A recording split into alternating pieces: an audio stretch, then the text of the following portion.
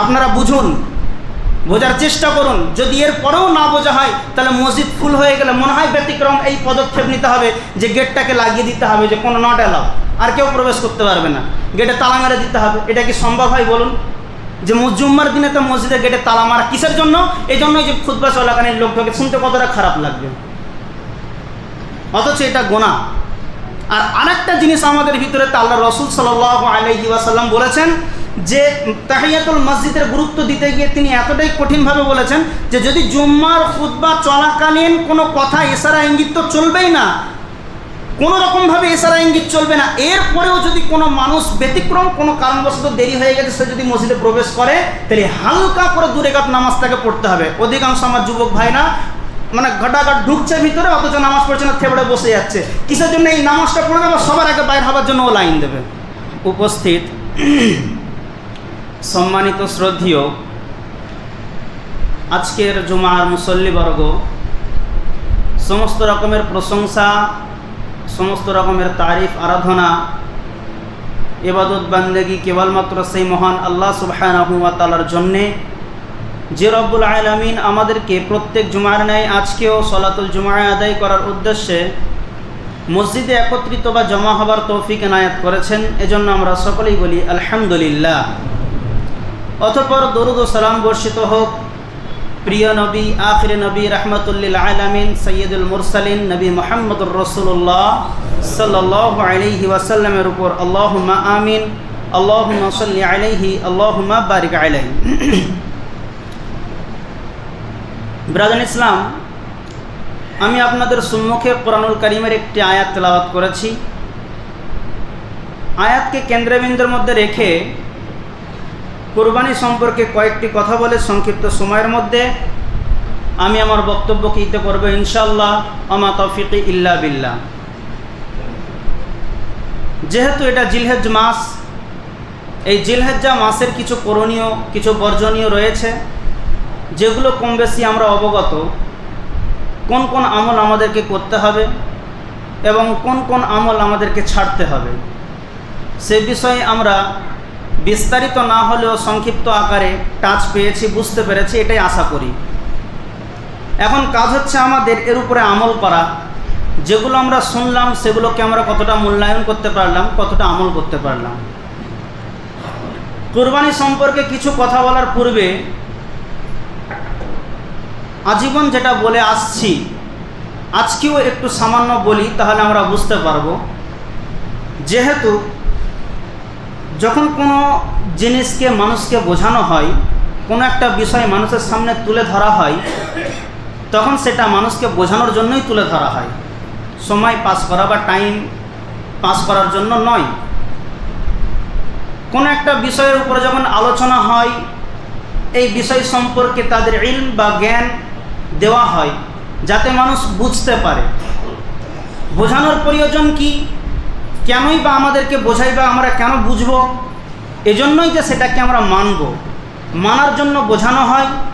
আর বুঝ শক্তি বা বুঝি আমরা এজন্যই যে সেটাকে আমরা মূল্যায়ন করব বা মানব, এজন্যই। যদি কোনো একটা বিষয় প্রত্যেক জুমাতে বা প্রত্যেক দিন আপনাকে বোঝানো হয়, আপনার কি ভালো লাগবে? ভালো লাগবে না। তাহলে আমি কেন আপনাকে প্রত্যেক সপ্তাহে বোঝাবো, অথবা কেন আপনি আমাকে প্রতিদিন বোঝাবেন? এজন্যই যে আমি বুঝেও বুঝিনি তার জন্য। যতক্ষণ পর্যন্ত আপনি না বুঝবেন আমি বোঝাতেই থাকব, তৌফিক দেনেওয়ালা আল্লাহ। যতদিন পর্যন্ত আমি না বুঝবো ততদিন পর্যন্ত আপনি বোঝাতেই থাকবেন, এটা আপনার দায়িত্ব। তবে তৌফিক দেনেওয়ালা আল্লাহ।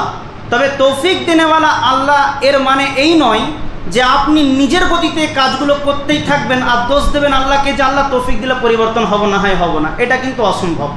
কেন? আপনি নিজে যতদিন পর্যন্ত পরিবর্তন না হবার চেষ্টা করবেন, যতদিন পর্যন্ত সেটাকে আমলে বাস্তবায়ন না করবেন, ততক্ষণ পর্যন্ত আপনি নিজের মধ্যে পরিবর্তন আনতে পারবেন না।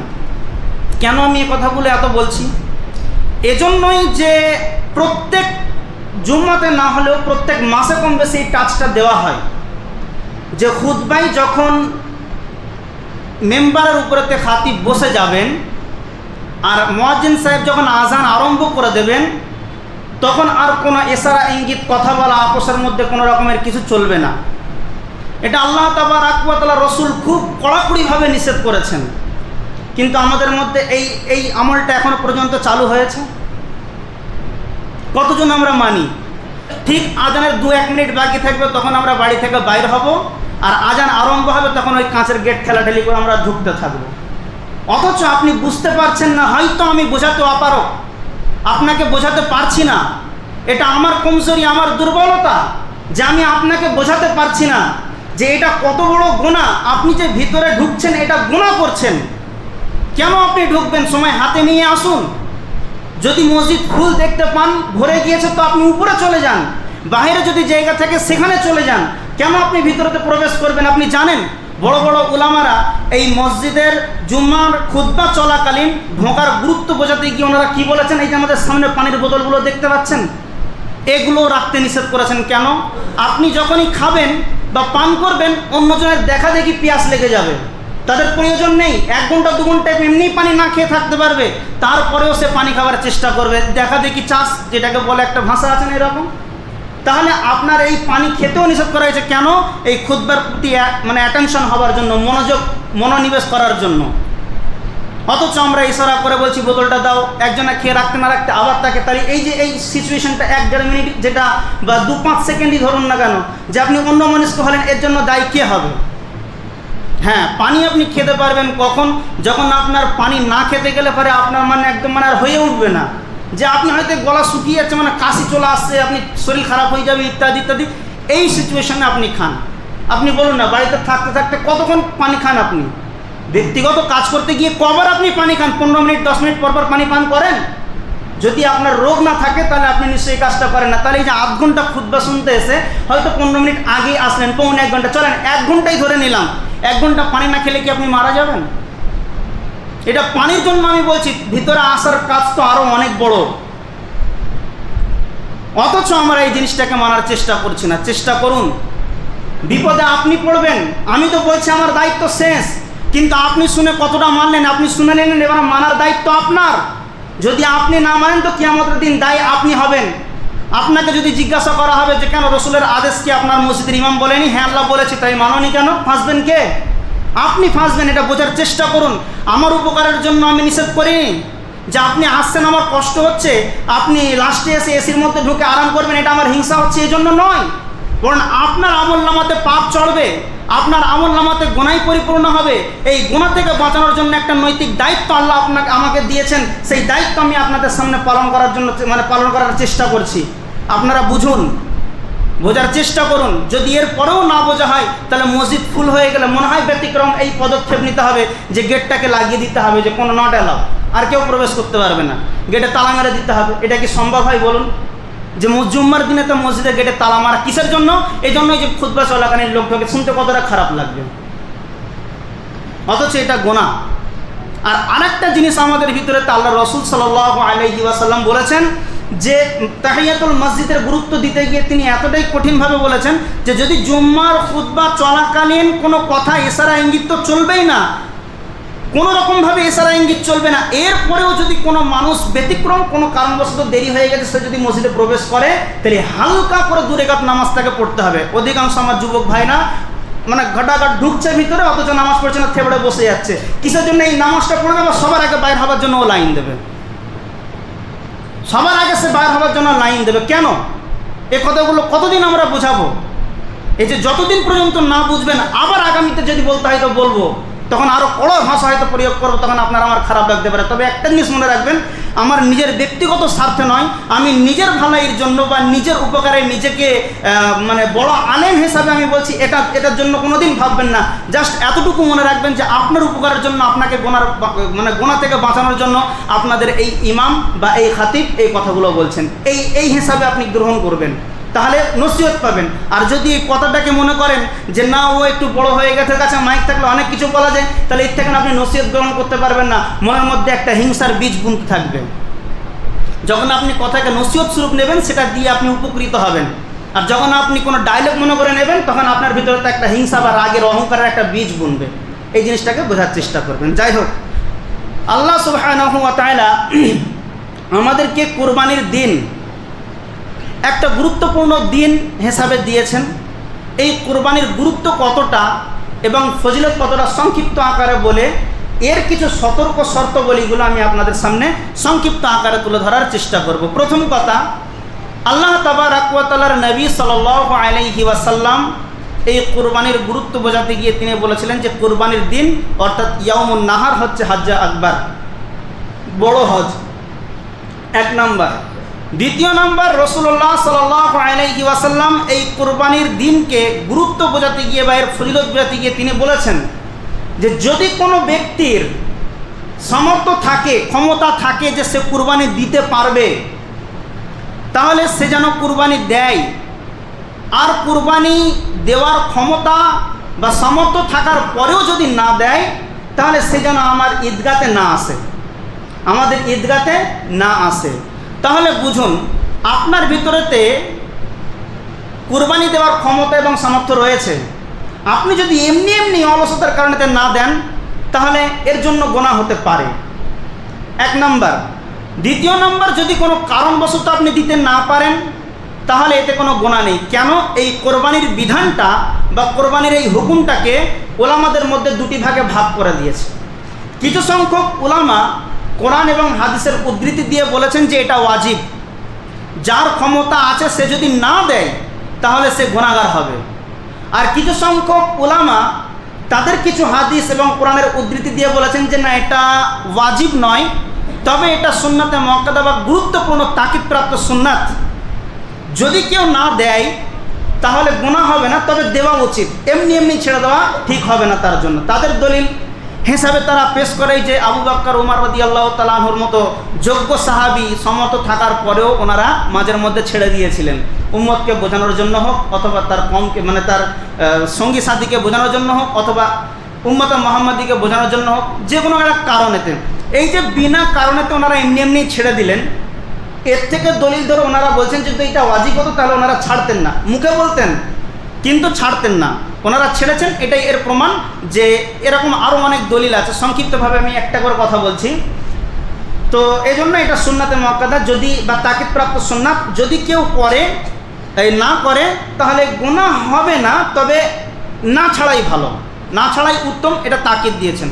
আর যেনারা বলছেন যে ওয়াজিব, ওনারা ওই হাদিসটাকে ফলো করছেন বা সেটাকে দলিল দিয়েছেন, আরও অনেক দলিল দিয়েছেন যে যাদের কুরবানি করার ক্ষমতা আছে তারা যদি কুরবানি না দেয় সে যেন আমার ঈদগাতে না আসে, আমাদের ঈদগাতে না আসে। যদি ওয়াজিব না হতো তাহলে আল্লাহ রসুল এ কথা বলতেন না। চলেন, দুটো ভাগ, দুটো ওলামাদের মধ্যে দুটো মত, দুজনদের কাছে স্পষ্ট মজবুত দলিল আছে। তবে অধিকাংশ ওলামা এটাকে সুন্নাত বলেছেন আর কিছু কিছু ওলামা এটাকে ওয়াজিবও বলেছেন। ওয়াজিব হোক সুন্নাত হোক, এর মাঝখানে বা মধ্যপন্থী মানে পন্থাটাকে আপনি অবলম্বন করতে পারেন। আপনার কাছে অর্থ ধনসম্পদ সম্বল আছে, আপনি কুরবানি করবেন, চাই সেটা একটা ছাগল হোক অথবা একটা খাসি হোক অথবা একটা ভেড়া হোক, আপনি কুরবানি করবেন যদি ক্ষমতা থাকে। কেন? গুরুত্বপূর্ণ একটা ইবাদত থেকে আপনি এমনি এমনি বাহির হয়ে যেতে পারেন না, আপনাকে চেষ্টা করতে হবে সেই নেকিটাকে নেওয়ার। যেহেতু আল্লাহ তাবারক ওয়া তাআলা বড় গরু দেখে অথবা উট দেখে অথবা বড় জানোয়ার দেখে আপনার নেকির বিবেচনা করবেন না, আল্লাহ সুবহানাহু ওয়া তাআলা আপনার কুরবানির নেকির বিবেচনা করবেন আপনার তাকওয়া দেখে। আপনি যদি 1 কোটি টাকা দিয়েও একটা কুরবানির পশু কেনেন আর তার মধ্যে যদি আপনার ভিতরে তাকওয়া না থাকে, রিয়াকারি চলে আসে, তাহলে আপনার ওই কুরবানিটা শুধু গোশত খাওয়ার কুরবানি হবে, ইবাদতের কুরবানি হবে না। আর আপনার ভিতরে যদি তাকওয়া থাকে, 10,000 টাকা দিয়ে যদি একটা ছাগলও কেনেন অথবা খাসি কেনেন, সেটাকে যদি জবাই করেন, তো ওই 1 কোটি টাকার দামের কুরবানির চাইতে আপনার এই 10,000 টাকার কুরবানিটা বেশি গ্রহণযোগ্য এবং বেশি উত্তম হবে। কেন? আপনি 10,000 টাকা দিয়ে এই ছাগলটাকে বা এই পশুটাকে ক্রয় করে কুরবানি করেছেন আল্লাহর জন্য, যে আল্লাহ আমাকে যতটুকু সামর্থ্য বা ক্ষমতা দিয়েছে সেই জায়গা থেকে বা তার থেকে তুলে আমি আল্লাহর জন্য এটা উৎসর্গ করলাম, কুরবান করলাম। আর যদি আপনার কোটি টাকাও থাকে আর ওই লোক দেখানোর জন্য যদি হয়ে থাকে, তাহলে এতে কোনো বিন্দু মাত্র আপনার উপকার আসবে না। উপকার কোনটা আসবে? এটাই যে আপনি নিজে হাতে একটা পশু জবাই করে তার গোশতটা আপনি ভক্ষণ করতে পেলেন, খেতে পেলেন, ব্যাস এতটাই আপনার উপকার, তাছাড়া এর বেশি উপকার নেই। আখিরাতে বিন্দু মাত্র আপনি পাবেন না। কেন? আপনি লোক দেখানোর জন্য করেছেন, লোক দেখেছে, আপনাকে বাহবা দিয়েছে, শেষ। আপনার এখানেতে বিনিময়ে আপনি পেয়ে গিয়েছেন। আর ওই যে 10,000 টাকা দিয়ে যদি আপনি ছাগল করেন, লোক তো আপনাকে দেখতে আসবে না। 10,000 টাকা দিয়ে ছাগল, চত একবার দেখে আসি কেমন, কোনোদিন বলবে না। 1 কোটি টাকার গরু হলে চত দেখে আসি, 1 কোটি টাকার গরু কেমন দেখে আসি, 1 কোটি টাকার চত দেখে আসি কেমন, লোক দেখতে আসবে। এজন্য ওতে রিয়াকারের সম্ভাবনা রয়েছে, আর এতে রিয়ার সম্ভাবনা নেই, এতে লৌকিকতা নেই, এতে আল্লাহকে দেখানোর উদ্দেশ্য থাকতে পারে, আল্লাহ তাবারক ওয়া তাআলাকে সন্তুষ্ট করার উদ্দেশ্য থাকতে পারে, কিন্তু লৌকিকতা এর মধ্যে থাকবে না। এজন্য প্রত্যেকটা মানুষের যদি ক্ষমতা থাকে, অল্প ক্ষমতায় অল্প আপনি জানোয়ার দিন, ছোট জানোয়ার দিন। আর যদি আপনার ক্ষমতা বেশি থাকে তাহলে আপনি বড় প্রাণী দেন, যেরকম আল্লাহ রাসূল সাল্লাল্লাহু আলাইহি ওয়াসাল্লাম আদেশ করেছেন। রাসূলুল্লাহ সাল্লাল্লাহু আলাইহি ওয়াসাল্লাম নিজে কুরবানি করেছেন। আল্লাহ রাসূল সাল্লাল্লাহু আলাইহি ওয়াসাল্লাম আনাস রাদিয়াল্লাহু তাআলা আনহু তিনি বলেন যে রাসূলুল্লাহ সাল্লাল্লাহু আলাইহি ওয়াসাল্লাম আমাকে বললেন যে বাজারে যাও, গিয়ে 2টো দম্বা কিনে আনো অথবা ভেড়া কিনে আনো। ইশতারা কাবশাইন, 2টো ভেড়া কিনে আনো। কেমন? এর বায়োডাটা আল্লাহ তাবারক ওয়া তাআলা রাসূল দিচ্ছেন। আজিমাইনে সামিনাইনে, লম্বা চওড়া এবং মোটা তাজা। আজিমাইনে বড়, সামিনাইনে মোটা। আমলা হাইনে, এবং তার গায়েতে সাদা কালো দাগ, কালো সাদা দাগ। আকরানাইনে, এবং তার 2টো শিং থাকবে, শিং বিশিষ্ট। মৌজু আইনে, এবং অন্ডকোষ কাটা অর্থাৎ খাসি করা। আল্লাহ রাসূল সাল্লাল্লাহু আলাইহি সাল্লাম এইরকম একটা জানোয়ার বা প্রাণী, 2টো প্রাণীকে কেনার জন্য আল্লাহ রাসূল নির্দেশ দিলেন। এইখান থেকে আমি একটা জিনিস আপনাকে বোঝাতে যাচ্ছি। প্রথম কথা হচ্ছে আল্লাহ রাসূল সাল্লাল্লাহু আলাইহি সাল্লাম নিজে কুরবানি দিয়েছেন এইরকম টাইপ দেখে কিনে। আর আরেকটা হচ্ছে আমাদের সমাজে, আমাদের এই ভারত দেশ না হলেও হয়তো অন্যান্য, মানে আমাদের পশ্চিমবঙ্গের ভিতরে না হলেও অন্য কোনো দেশে অথবা অন্য কোনো রাজ্যে, যেমন বাংলাদেশ, এটা অ্যাভেলেবেল, এই ফতোয়া দেয় যে খাসি কুরবানি করা চলবে না। কেন চলবে না? এজন্যই যে ছোটোবেলাতে তার অন্ডকোষ কেটে বাইর করে দেওয়া হয়, সে একটা খুঁত হয়ে গেল। তাহলে কি কুরবানি করতে হবে? পাঁঠা কুরবানি করতে হবে, ওর মধ্যে কোনো খুঁত নেই। তো আল্লাহ তাবারক ওয়া তাআলা রাসূল সাল্লাল্লাহু আলাইহি ওয়াসাল্লামের এই হাদিসটাকে যদি আপনি সামনে রাখেন, তাহলে যেনারা ফতোয়া দিচ্ছেন ওনারা কি এই হাদিসটা নিয়ে চিন্তা ভাবনা করেননি, নাকি এই হাদিসটা তাদের চোখে পড়েনি?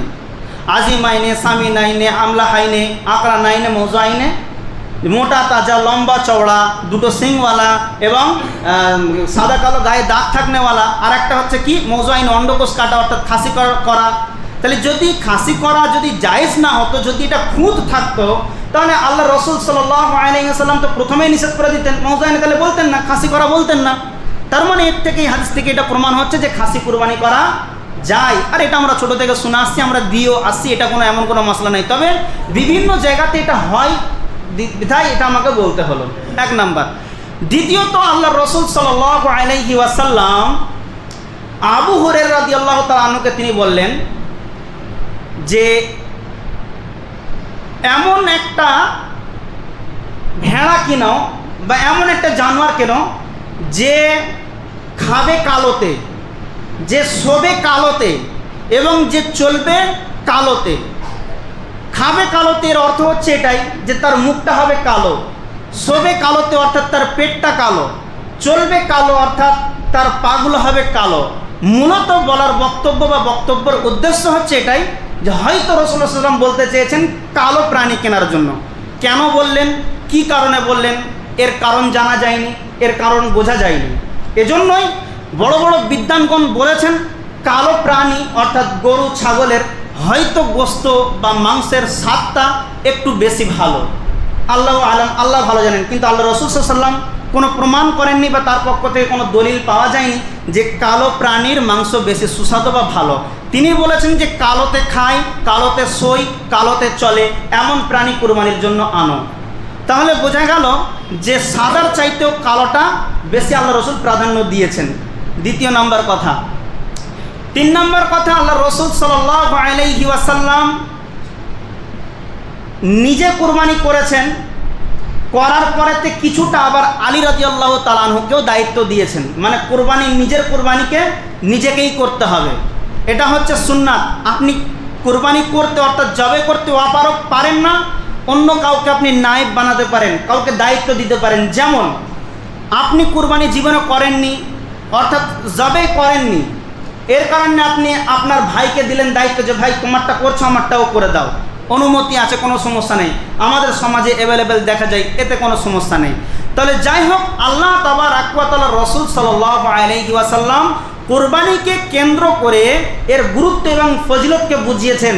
আর এই কুরবানি হতে হবে কেবলমাত্র আল্লাহ তাবারক ওয়া তাআলার জন্য, যেটা আল্লাহ সুবহানাহু ওয়া তাআলা তিনি বলেছেন, কুল ইন্নাস সালাতি ওয়া নুসুকি ওয়া মাহইয়ায়া ওয়া মামাতি লিল্লাহি রাব্বিল আলামিন। তুমি বলো নিশ্চয়ই আমার নামাজ, আল্লাহ রাসূল সাল্লাল্লাহু আলাইহি ওয়াসাল্লামকে বলার জন্য বলছেন যে তুমি বলো নিশ্চয়ই আমার নামাজ, আমার কুরবানি, আমার হায়াত, আমার মউত লিল্লাহি রাব্বিল আলামিন, সারা বিশ্বের পালনকর্তার জন্য, একমাত্র আল্লাহ তাবারক ওয়া তাআলার জন্য কুরবানি হতে হবে। কিন্তু বড় দুঃখের বিষয়, কুরবানি আল্লাহর জন্য হতে হবে, একটা জান দিতে হবে, সেই জানেতে রক্ত প্রবাহিত করতে হবে, এটা হচ্ছে কুরবানির একটা পদ্ধতি। তাহলে যদি আপনি এই পদ্ধতিটাকে গ্রহণ করেন, যারা আমাদের মতো মধ্যবিত্ত মানুষ, খেটে খানেওয়ালা, তারাও যদি বছর ভর 200, 500, 100, 300, 1000 করে যদি জমায়, তো দেখা যাবে বছরের শেষে প্রায় 20-25 হাজার টাকা তাদের হয়ে গেছে, জমে গেছে। নিয়ত কি থাকবে যে কুরবানি করব। তাহলে এই টাকা দিয়ে কি সে একটা খাসি কিনতে পারবে না? সে কি একটা বকরি কিনতে পারবে না, ছাগল?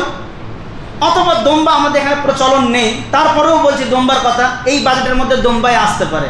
আচ্ছা চলেন, এই খাসি, দম্বা, ছাগল ইত্যাদি বাদ দিয়ে একটা ছোট যে কটকি গরু আমরা যেটাকে বলি, বাচ্চা গরু, ওই 20-25 হাজারে তো হয়েও তো যায়, তো এরকম যদি একটা কেনে তো কিনতে পারবে না? কিনতে পারবে। তাহলে এর ভিতরে তো যদি আল্লাহর তাকওয়া থাকতো, তাহলে সে এই পদ্ধতি অবলম্বন করে প্রত্যেক বছরে সে একটা ছোট হলেও কুরবানি করতে পারত।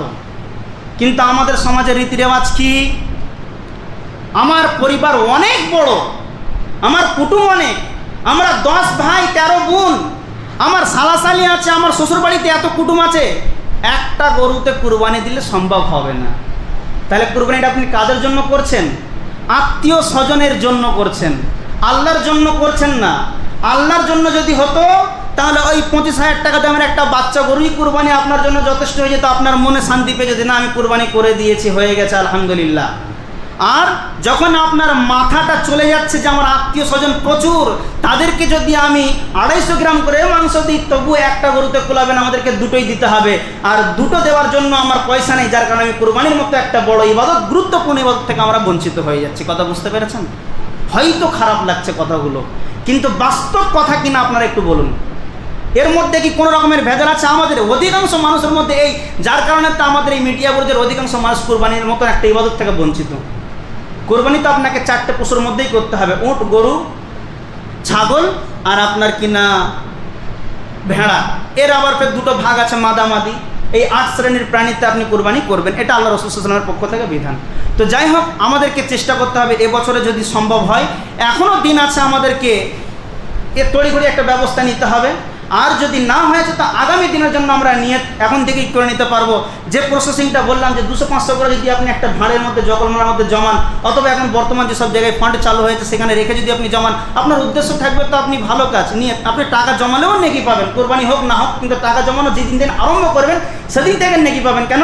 নিয়তের উপরে নির্ভর করে আল্লাহ তাবারক ওয়া তাআলা সওয়াব ও নেকি দিয়ে থাকেন। আল্লাহ সুবহানাহু ওয়া তাআলার কাছে দোয়া করি যে আল্লাহ তাবারক ওয়া তাআলা যেন আমরা আগামী দিন থেকে কোরবানির মতো গুরুত্বপূর্ণ ফজিলত থেকে বঞ্চিত না হয়ে যায়, কোরবানির মতো ইবাদত যেন আমরা সহজেই পালন করতে পারি, সে তৌফিক আমাদেরকে দান করুন। আমিন।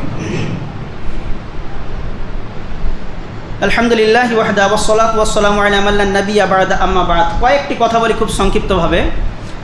যারা আমরা এখনো পর্যন্ত কুরবানির পশু কিনিনি, 1 নাম্বার। দ্বিতীয় নাম্বার হচ্ছে যারা কিনে নিয়েছি, তাদের জন্য এই জিনিসটা খুব গুরুত্বপূর্ণ। 1, আল্লাহ রাসূল সাল্লাল্লাহু আলাইহি ওয়াসাল্লাম তিনি বলেন, লা যাবাহা ইল্লা মুসিন্না। আপনি কুরবানি করবেন যেই পশুটাকে, চাই সেটা ছাগল, ভেড়া হোক অথবা উট, গরু হোক, সেই কুরবানির পশুটা দাঁতিয়েছে কিনা দেখতে হবে। কেননা আল্লাহ রাসূল সাল্লাল্লাহু আলাইহি ওয়াসাল্লামের এক স্পষ্ট আদেশ, নির্দেশ, লা যাবাহা, কুরবানি চলবে না ইল্লা মুসিন্না, দাঁতালো ছাড়া। তাহলে এক একটা পশুর এক একটা সময় থাকে তার দাঁত ওঠার। যেমন আমাদের মানুষের বাচ্চা, যারা আমরা মানুষ, এই মানুষের একটা সময়সীমা থাকে, 7 বছর 8 বছরের ছেলের দাঁত পড়ে, দুধের দাঁত, তারপরে দাঁত ওঠে, তখন সে আস্তে আস্তে বড় হচ্ছে। তো ঠিক ওই রকম প্রাণীরও দুধের দাঁত পড়ে গিয়ে আবার একটা দাঁত ওঠে, তো এই দাঁত ওঠাটাকেই বলা হচ্ছে তার বয়স। তো গরু ছাগলের, আপনার এই ভেড়া ছাগলের জন্য 1 বছর মেয়াদ দেওয়া হয়েছে, কোনো কোনো উলামা বলেছেন যে 6 মাসেও অসুবিধা নেই, হয়ে যাবে ছাগলের জন্য। গরুর জন্য 2 বছর অন্তত পরিপূর্ণ হতে হবে, তবেই সে মুসিন্না হবে। আর উটের জন্য বলা হয়েছে 5 বছর। তাহলে আপনি যখন ক্রয় কিনতে যাচ্ছেন এই জিনিসগুলো আপনাকে দেখতে হবে, বুঝতে হবে। যে জানে এই বিষয়ে, যারা এক্সপার্ট, তাদেরকে নিয়ে যেতে হবে। দাঁতটা ফাঁক করে আমরা দেখেছি যখন মোদি এই পড়াশোনা করতাম, ওই গরু কিনতে গিয়ে বা আর কিছু, তারা দাঁত দেখে বলে দিত এর বয়স কীরকম, এ বুড়ো না জন নাকি কচি, দাঁত দেখেই তারা বলে দিত। তাদের এই এক্সপিরিয়েন্স আল্লাহ তাবারক ওয়া তাআলা তাদেরকে দিয়েছেন এ বিষয়ে। তো আপনি দাঁতালো কেনা দেখতে হবে আপনাকে, প্রথম কথা। দ্বিতীয় নম্বর কথা, আল্লাহ রসুল সাল্লাল্লাহু আলাইহি ওয়াসাল্লামকে বারা ইবনে আজিব রাদিয়াল্লাহু তাআলা আনহু এসে জিজ্ঞাসা করেছেন যে আল্লাহ রসুল, কোরবানির জন্য কেমন পশু কিনবো? তো তখন তিনি বললেন যে স্পষ্ট অন্ধ, মানে লা তাজুজু ইল্লা যাবাহা, যে কোরবানির জন্য এটা জায়েজ নয় এরকম প্রাণী। কটা? 4 ধরনের প্রাণী। 4টে আয়াত যদি থাকে তাহলে এই 4 ধরনের আয়াত বা ত্রুটি থাকার কারণে ওই প্রাণীটা কোরবানির জন্য জায়েজ হবে না। 1, স্পষ্ট অন্ধ। আপনি বুঝতে পারছেন একটা গরু খুব সুন্দর হুষ্টপুষ্ট দেখে আপনার পছন্দ, আপনার দিল চলে গিয়েছে, মন লেগে গিয়েছে যে ওকেই আমি নেব, কিন্তু সামনে যখন ডান দিক থেকে আপনি দাঁড়িয়ে আছেন যে গরুর কোনো রিয়াকশানই নেই, চুপচাপ মেরে দাঁড়িয়ে আছে কিছুক্ষণ। আর যেমন বাম দিকে যাচ্ছেন তখন আপনার কাছে খালি দেখা মাথা নাড়ছে, তার মানে তার নিশ্চয়ই ডান দিকের চোখটার কোনো প্রবলেম আছে। স্পষ্ট কানা, আপনি ভালো করে ট্রাই করে দেখে নেন, তার সামনে কোনো হালচাল নেই, কিছু নেই, অন্ধ। ওই সাইডে গিয়ে আপনাকে দাঁড়াতে দেয় না, আপনাকে সিং দিয়ে খালি মেরে দেওয়ার চেষ্টা করছে, তার মানে বোঝা গেল যে এই অন্ধ। আপনাকে এটা দেখতে হবে যে স্পষ্ট সে অন্ধ কিনা, স্পষ্ট সে অন্ধ কিনা আপনাকে দেখতে হবে। এরপরে দ্বিতীয় কথা আল্লাহ রসুল বললেন যে স্পষ্ট ন্যাংরা কিনা। গরু স্বাভাবিক যেমন চলে ঠিক সেই রকমভাবেই চলছে, তো আলহামদুলিল্লাহ ঠিক আছে। আর যদি গরু চলতে গিয়ে একটু ন্যাংড়াচ্ছে বা আর কিছু হচ্ছে বা আর কিছু হচ্ছে, আপনি নিতে পারবেন না, প্রথম কথা। দ্বিতীয় কথা হলো যে স্পষ্ট যদি ন্যাংড়া হয়, স্পষ্ট যদি কানা হয়, অন্ধ হয়, এই দুটো কারণেতে আপনি নিতে পারছেন না। আরেকটা হলো স্পষ্ট যদি আপনি বুঝতে পারেন যে গরুটা বেমারি, অসুস্থ, শরীর খারাপ হয়েছে বা আর কোনো বেমারি বা আর কোনো বেমারি তার মধ্যে রয়েছে, আপনি বুঝতে পেরেছেন, সেই গরু আপনি কুরবানির জন্য, যদি আপনার পছন্দ হয়, যদি আপনি নিয়েও চলে আসেন কুরবানি করলে, সেটা আল্লাহ তাবারক ওয়া তাআলা কবুল করবেন বলে মনে হয় না। কেন? আল্লাহ রসুল বলেছেন যে এই ধরনের কুরবানি জায়েজ নেই, আপনি জেনে শুনে এনেছেন। আর একটা হচ্ছে অত্যন্ত দুর্বল, যেটা একদম কমজোর, মানে জয়ীফ হয়ে গিয়েছে, মানে একদম বুড়াহাপা চলে এসছে তার মধ্যে, বুঝতে পারছেন যে জীর্ণ শীর্ণ, গায়ে কোনো তাকত নেই, হ্যাঁ, জোরে হয়তো ধাপ করে ধাক্কা মারলে উল্টে পড়ে যাবে। যেমন একটা কথা আপনাদেরকে বলে দিই, আমাদের গাজীপাড়া মাদ্রাসায় যখন আমরা পড়াশোনা করতাম, একটা ছোট ছাগল কিনে এনে এখন মাদ্রাসায় সাদকা দিয়েছে। কিসের জন্য সাদকা দেয় বলুন তো? মানুষের বিপদ যাতে করে আল্লাহ আসমানি বালা আসমানে তুলে নেয়, জমিনে বালা জমিনে দেবে দেয়, এই জন্যই তো মানুষ একটা সাদকা দেয়। তো যে ছাগলটাকে সাদকা দেওয়ার জন্য দিয়েছে আমাদের একজন মানে মৌলানা, উনি বলছেন যে ওর নামে একটা ছাগল কিনে সৎকা দেয়, এমন ছাগল কিনে দিয়েছে। তাকে যদি ধপ করে পা দিয়ে মারা হয় তো সে উল্টে পড়ে যাচ্ছে, এত দুর্বল। তো এইরকম দুর্বলকে আল্লাহর রাস্তায় আপনি দেবেন? আল্লাহ কি আপনার ওই সৎকার জন্যই অপেক্ষা করছিলেন? তো এরকম জীর্ণ শীর্ণ যেন কুরবানি না হয়, সেটা আপনাকে খেয়াল রাখতে হবে। তাহলে আল্লাহ রসুল সাল্লাল্লাহু আলাইহি ওয়াসাল্লাম কি বললেন? 4টে জিনিস। প্রথম হাদিসে চলে গিয়েছে মুসান্না 5, দাঁতালো হতে হবে, ন্যাংড়া চলবে না, কানা চলবে না, জীর্ণ শীর্ণ একদম দুর্বল চলবে না, বেমারি চলবে না। এই জিনিসগুলোকে আপনি লক্ষ্য রাখবেন। এগুলো যদি আপনি থাকে তাহলে আপনার কুরবানি জায়েজ হবে না। আর কিছু মাকরুহ আছে যেগুলো অপছন্দনীয়, আপনাকে বর্জন করা ভালো। তবে যদি আপনি করে ফেলেন তাহলে উপায় না হলে চলে যাবে। যেমন কান কাটা, লেজ কাটা ইত্যাদি, এগুলোকে মাকরুহ বলা হয়েছে। কোরবানি হবে না, না হবে, তবে আপনার যদি ক্ষমতা থাকে ওর পরিবর্তে আরও তো অনেক শত শত গরু কুরবানি মানে জানোয়ার রয়েছে, ছাগল রয়েছে, সেগুলো আপনি পছন্দ করেন, কেন আপনি খুদরা দিতে যাবেন? এটাকে মাকরুহ বলেছেন উলামাগণ। আরও অনেক কথা আছে এই বিষয়ে, ইনশাল্লাহ আল্লাহ যদি রাজি থাকেন তো আগামী জুম্মা এখনও আছে, সেই বিষয়ে আলোচনা করব। অন্তত জানা তো আমাদের হয়ে যাবে। দ্বিতীয় নম্বর কথা হচ্ছে সতর্কতার স্বরূপ, যে আমরা গরুটাকে কিনব, এই গরু বা ছাগল বা এই জানোয়ারের কুরবানির জানোয়ারটা আল্লাহ তাবারক ওয়া তাআলার জন্য আমরা উৎসর্গ করার উদ্দেশ্যে কিনছি, নাকে খেলতামাশার জন্য। তাহলে এই কুরবানির গরুটার সঙ্গে সদাই ব্যবহার আমাদেরকে রাখতে হবে। এমনটা নয় যে 2 দিন পরে একে জবাই করে দেবো, শেষ হয়ে যাবে, যা ইচ্ছা তাই হোক, এর জন্য এর পিছনে হই হাল্লা করবেন, এমনটা যেন না হয়। কেন বলছি? আপনি যেমন মানুষ, আপনার ভিতরতে প্রাণ আছে, আপনি যেমন কষ্ট বুঝতে পারেন, মাহসুস করতে পারেন, তো সেও ঠিক একটা আল্লাহর প্রাণী, আল্লাহর একটা মাখলুক। হয়তো আপনার জবান আছে, তাই আপনি আপনার জবানের মাধ্যমে ভাব প্রকাশ করতে পারেন। আপনার কষ্ট হলে আ করে চিল্লাতে পারেন, আপনার কষ্ট হলে আপনি 5 জনকে শোনাতে পারেন। তারা হচ্ছে অবলা জানোয়ার, তারা হচ্ছে বেজুবান, তাদের ভাষা নেই, তাদের ভাষা আমরা বুঝি না, যার কারণে তাদের সঙ্গে এমন ব্যবহার আমাদের রূঢ় দিলেতে যেন না হয়ে যায় যে সেটা আপনার জন্য আখেরাতে গোনার কারণ হয়ে দাঁড়াতে পারে। যেমন আজকেই মনে হয় সকালবেলায় দেখছিলাম একটা ভিডিও ক্লিপ এলাম, ট্রাক থেকে গরু নামাতে গেল, ভালো হুষ্টপুষ্ট ভারী গরু, নামতে গিয়ে তার পাটা কট করে ভেঙে গিয়ে পাটা নড়নড় করছে। তার ভিতর থেকে একবার হাম্বাও আওয়াজ হলো না, একবার কোনো রকমের মানে বিচলিতও তার মধ্যে দেখা দিল না। আচ্ছা বলুন, তাহলে তার কি কোনো কষ্ট হয়নি? পাটা যে ভেঙে নড়নড় করছে, আপনারা দেখবেন নিশ্চয়ই, হয়তো এই ভিডিওটা কেউ কেউ দেখেছেন। তো এই যে পাটা তার ভাঙলো, তার কি একটুও কষ্ট হয়নি? আপনার হলে কি হতো? এখন অ্যাম্বুলেন্স চলে আসতো, পাড়া প্রতিবেশী হাই হাই করতো, কি না করতো, কি করতো না করতো, আল্লাহ জানে আরও কত কি হতো। কিন্তু সে গরু, তার বেজুবান, তার ভাষা আমরা বুঝি না বলে তার সঙ্গে আমরা এরকম ব্যবহার করব? আর এটা হবার কারণটা কি জানেন? এজন্যই যে যখন ট্রাক থেকে গরু নামানো হয় তখন তো তাকে গরু হিসাবে নয়, যেন মনে হয় আমরা একটা বাঘ ভাল্লুক এনে ফেলেছি, সব দেখার জন্য চলে এসেছি। কেন, গরু কি জীবনে দেখা হয়নি আমাদের? আমরা কি গরু জীবনে দেখিনি? নাকি লাবানো কোনোদিন দেখিনি? একটা গরু শান্ত মেজাজি যদিও হয়ে থাকে, তারা অবলা প্রাণী, তাদের বুদ্ধশক্তি হৃদয়ের জ্ঞান নেই। তারা যখন অনেকগুলো মানুষকে একত্রিত দেখে তখন তাদের ব্রেনের মধ্যে একটা চঞ্চলতা চলে আসে যে এত লোক কী করছে, আমাকে কী রে বাবা মেরে ফেলবে নাকি, আমার উপরে কোনো অত্যাচার হবে নাকি, তখন তারা ছটপট ছটপট করতে থাকে। আর ওটাই দেখার জন্য আমাদের ছোটো ছোটো ভাইরা, ছোটো ভাই বলা ভুল, এখন বড় মানুষরাও ওকে লাইন দিয়ে দাঁড়িয়ে আছে যে হেভি, আর ক্যামেরা করে সেগুলো ছাড়ছে। এটা কুরবানির পশু, এটা কোনো বিয়ে বাড়ির জন্য আনা হয়নি। বিয়ে বাড়ির জন্য হলেও একটা অবলা প্রাণীর সঙ্গে আপনার মানে একটা আশরাফুল মাখলুকাতই আপনার ব্যবহার এরকম হওয়া উচিত নয়। জিনিসটাকে বুঝুন, আপনি নিজে এই জিনিসগুলোকে এড়িয়ে চলার চেষ্টা করুন এবং আপনার ছেলেদেরকে এড়ানোর চেষ্টা করার মানে তাদেরকে নসিহত করুন যেভাবে এই কাজগুলো করতে হয় না।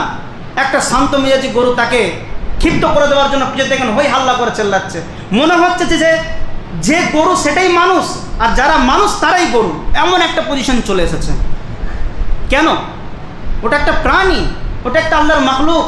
এমনকি আল্লাহর রসুল সাল্লাল্লাহু আলাইহি ওয়াসাল্লাম বলছেন যে কুরবানির দিনেতে গরুকে বেশিক্ষণ বেঁধে ফেলে রেখো না, এমনভাবে তোমরা কুরবানিটাকে সম্পূর্ণ করো যে প্রাণীটাকে কুরবানির জন্য এনেছো সেই প্রাণীটার যেন কোনো রকমের কষ্ট না হয়। এমনকি তার সামনে ধারালো তলবার বা ছুরি নিয়েও দাঁড়িয়ে থেকো না, কেন সে কষ্ট পাবে।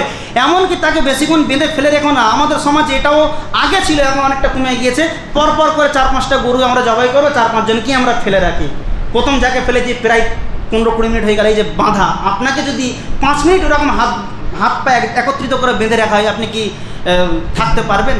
আপনার কি কষ্ট হবে না? তাদের প্রতি কি আপনার একটু দয়া মায়া মমতা আসে না? এই জন্যই যে সে একটা প্রাণী, আপনি জবাই করবেন শেষ হয়ে যাবে, এটা মানে এটার আপনার কাছে কোনো মাইনেই রাখে না নাকি? অথচ এটা আপনাকে বুঝতে হবে, আপনার ভিতরে যেমন প্রাণ আছে তার ভিতরেও একটা প্রাণ আছে। আপনি যেমন কষ্ট অনুভব করেন, আপনি যেমন দুঃখ কষ্ট সুখ শান্তি অনুভব করেন, তারাও করে। হ্যাঁ, এতটুকুই পার্থক্য, আপনার ভিতরে তো বিবেক বুদ্ধি আল্লাহ তাবারক ওয়া তাআলা দিয়েছেন, তারা হচ্ছে ফাহুম লা ইয়াকুলুন, তাদের ভিতরে তো বোধ শক্তি নেই। বাকিটা তো তাদের ভিতরে তো প্রাণ আছে, তারাও তো দুঃখ কষ্ট মার সব কিছু সহ্য করতে পারে, জ্বালা যন্ত্রণা সব কিছু। যাই হোক, এই দিকটা খেয়াল রাখবেন। আর শেষ কথাটা আমি বলি, না বললে নয়, আল্লাহ তাবারক ওয়া তাআলা রসুল বলেছেন যে মান গাশা ফালাইসা মিন্না, যে ব্যক্তি ধোঁকা দিল সেই ব্যক্তি আমাদের অন্তর্ভুক্ত নয়। কিন্তু রিসেন্টলি খবর আসছে আমাদের কাছে, আমাদের এই আশপাশের হাটগুলোতে, আমি নাম করব না, এরকমও হচ্ছে যে একটা গরু কিনলো, কেনার পরে বাড়িতে এসছে, গরুটা কিনেছে 90,000 টাকা দিয়ে, কথার কথা। বাড়িতে আসার পর ডাক্তারি চেক আপ করার মাধ্যমে জানতে পারলো যে গরুটা প্রেগনেন্ট। সে এখন হামলা, সে এখন হয়তো 2-5-4 মাসের মধ্যেই বাচ্চা দেবে। এমন তো অবস্থায় আমরা দয়ার শরীর আমাদের মানুষ, এদিক থেকে দয়া আছে, কিন্তু হই হাল্লা করার দিক থেকে আমাদের কোনো দয়া নেই। তাকে লেলিয়ে দেওয়া, তাকে রেগিয়ে দেওয়া, এতে আমাদের কোনো সমস্যা নেই। কিন্তু একটা প্রেগনেন্ট গরুকে এনে এইভাবে জবাই করা আমাদের উচিত হবে না। হালাকে শরীয়ত বলছে যদি তুমি দিয়ে দাও তাতে কোনো সমস্যা নেই। তাহলে গরুর বাচ্চাটা মায়ের সঙ্গে জবাই করাতেই সে যদি মারা যায় তাহলে সেটা হালাল, ওই একই জবাই। আর যদি সে জীবিত থাকে, তার যদি জান ভিতরে থাকে, তাহলে তাকেও আল্লাহর নাম নিয়ে জবাই করে দাও, তোমার জন্য জায়েজ হয়ে গেল। কারণ যে এই কেমন কথা, নির্মম কথা, নির্মম হৃদয়ের কথা। জি, শরীয়ত বলেছে, আপনি না মানলে না মানতে পারেন, সমস্যা নেই, আপনার জন্য ব্যতিক্রম পথ রয়েছে। তো যে কথাটা আমি বলছিলাম, গরু কিনে আনার পরে জানা গিয়েছে যে ওটা প্রেগনেন্ট, 90,000 টাকা দিয়ে গরু। আমরা নরম হৃদয়ের মানুষ, কোমল হৃদয়ের মানুষ, কুরবানি দিতে পারবো না। তাহলে কি করলাম, ওটাকে বিক্রি করে দিয়ে আবার একটা নতুন গরু কিনতে হবে, চাই সেটা একটু কম দামে হোক। এবারে গরুটাকে বিক্রি করতে গিয়েছে, ওই কসাইদের ভিতরেই দাম দিচ্ছে কত জানেন? 50 থেকে 55 বেশি উঠছে না। কিনেছেন 90 দিয়ে, 50 থেকে 55 টানা হিজড়া করে 60 পর্যন্ত গেল, লস কত হলো? 30,000 টাকা। এবার আপনি 60,000 টাকার সঙ্গে আরও 5,000 টাকা মিলিয়ে একটা গরু কিনে আনলেন, আনার পরেতে বাড়িতে রেখেছেন, এমতো অবস্থায় ওই গরুটা তারপরের দিন আবার হাটাতে বিক্রি হচ্ছে 90,000 টাকা দিয়ে, 80-90,000 টাকা দিয়ে। এটা কি হচ্ছে? কি হচ্ছে এটা? আপনি জানতে পারছেন, এরপরও কোনো প্রতিবাদ করতে পারছেন না। না, এখানে একটা আপনার দায়িত্ব, আপনাকে প্রতিবাদ করতে হবে। এরকম ঘটনা ঘটছে রীতিমতো। তারা কসাই, তারা জানোয়ার, তাদের হৃদয়ের জ্ঞান নেই, তারা ব্যবসা ছাড়া কিছু বুঝবে না। যেমন হোক করে আপনাকে ফাঁসাতে পারলেই তাদের কি বলে, তাদের দিনটা কাটে, তাদের টাকা হলেই হলো। কিন্তু আপনি তো একটা কুরবানির জিনিস কিনছেন, কিনে যখন তাকে বিক্রি করছেন, দেখছেন যে সে আবার ওই জিনিসটাকে বিক্রি করছে, তখন তো আপনাকে অন্যান্য আশপাশের লোকেদেরকে সতর্ক করা উচিত যে না, এটা এই হয়েছিল। আপনি বলবেন কেন?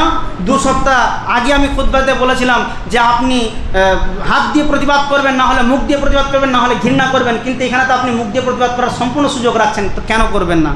এই সমস্ত জিনিসগুলো আপনাকে বুঝতে হবে যে আমাদের হাটগুলোতে এইরকমভাবে তাদেরকে ইনজেকশন মেরে 1-1.5 বছরের গরুকে ফুলিয়ে দিয়ে একবার একদম হিস্ট্রপুষ্ট করে দিয়ে নিয়ে চলে আসে, 2 দিন পরে শরীর খারাপ হয়ে যাচ্ছে। এই ক্ষেত্রে আপনার করণীয় কী? এগুলো আপনাকে সতর্ক হয়ে চিন্তা ভাবনা করে, যেহেতু কুরবানি দেবেন আল্লাহর জন্য, আর আল্লাহর জন্য কুরবানি করতে গেলে পরে আপনাকে যাচাই বাছাই করতে হবে। আপনি যখন নিজের জন্য কোনো প্রপার্টি, নিজের জন্য কোনো জিনিস যখন দেখেন, বারবার সেটাকে আপনি ভেরিফিকেশন করেন, ভেরিফাই করেন।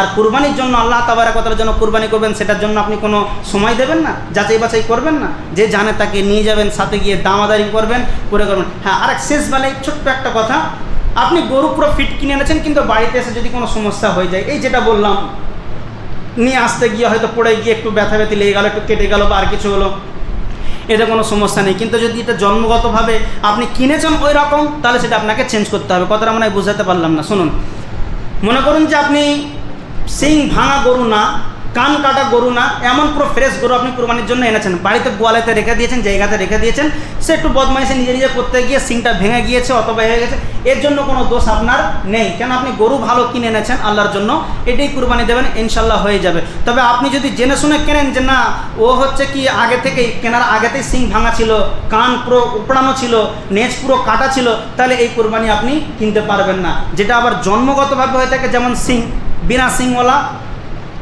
ও গরু অনেক দেখা যায়, এদের কোরবানিতে কোনো সমস্যা নেই। এটা জন্মগতভাবে আল্লাহ তাবারক ওয়া তাআলা ওদেরকে ওইভাবে সৃষ্টি করেছেন। এই জন্য আল্লাহ সুবহানাহু ওয়া তাআলার কাছে দোয়া করি যে আল্লাহ তাবারক ওয়া তাআলা যে সমস্ত কোরবানির বিষয়ে সতর্কতা অবলম্বন করা আমাদের জরুরি, সেগুলো যেন আমরা ঠিকঠাকভাবে জানতে পারি, জানার পরেতে যেন আমরা সেই অনুপাতে সতর্ক অবলম্বন করতে পারি, সে তৌফিক তোমাদেরকে দান করা, আমিন। যেরকম প্রাণী বা যেরকম পশুতে তুমি কোরবানি কবুল করবে, সেই রকম ধারা পশু যেন আমরা ক্রয় করতে পারি, সে তৌফিক আমাদেরকে দান করো, আমিন।